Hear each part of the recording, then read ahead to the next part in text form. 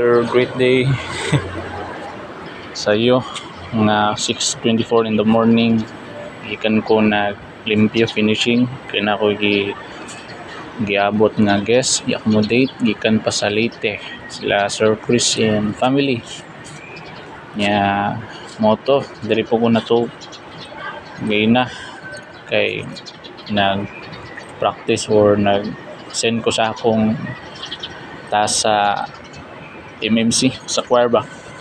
So far it turns out well, good sura nya dutay murag sakto diri ko na to decide ko kay murag awakening pud ba nabalik to nga akong purpose bitaw sa una nya kato murag nanagid ko tanggalon nga staff ba. So salamat sa Diyos sa grasya.